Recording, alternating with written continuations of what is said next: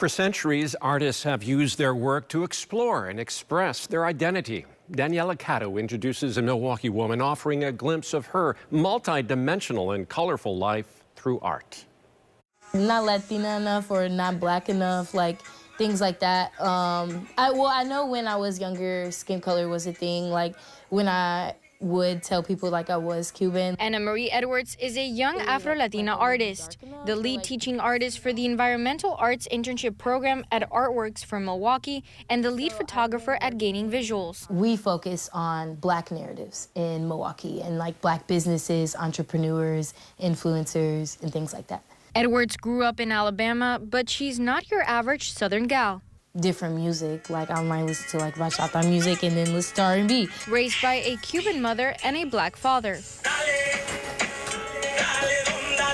That stereotypical like loudness was always there, and lots of music. The food was like one of my favorite foods growing up and still now is empanadas. On the other side, on the flip side, so soul food and like collard greens, fried chicken, mac and cheese. She says she's always been proud of the fusion of both cultures. Though growing up in the South, Edward says she constantly felt like her identity was a show and tell. I would get in trouble for taking my hair down at school.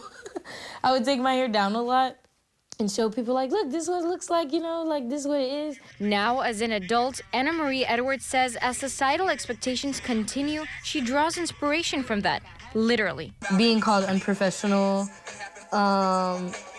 in multiple situations, being asked to like straighten my hair for certain events, or feeling like I had to do that for certain events, or you know, you can't listen to certain music in certain places. It wasn't until she moved to Milwaukee about 5 years ago that she began to focus on her artwork, which she describes as a direct reflection of her identity and experiences. When I hit my 20s and I moved to Milwaukee, a lot of that started to matter.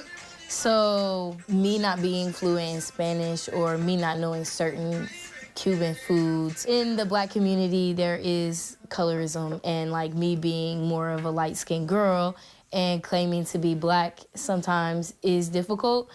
So when I do wear my hair in certain ways, it's like I get certain looks, but when people learn more about me, they're always like, oh, okay, I get it, like I understand, like it fits. As a multidisciplinary contemporary artist, she aims to push the envelope. A lot of people fall in love with Cuban cars, but they don't understand how actually like sad it is, because they really can't get access to newer cars. So they're forced to drive these really old like cars from like 1900s. And it's like they deserve better transportation.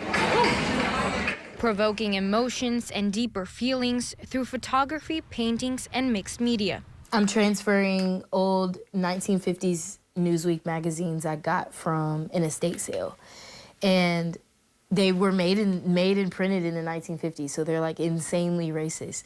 So I'm like blocking certain advertisements, and like creating like mini paintings out of like these blocks. Edwards says she's constantly educating herself to teach others what might not be taught in schools.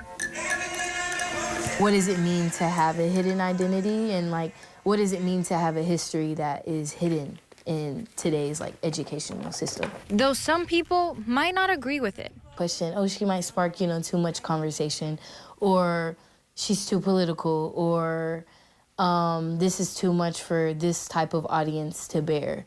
So sometimes my art is not admitted into absolutely everything. Since the age of 12, she remained true to herself, and she hopes to be a role model for other little girls who look like her and see the world through a different lens.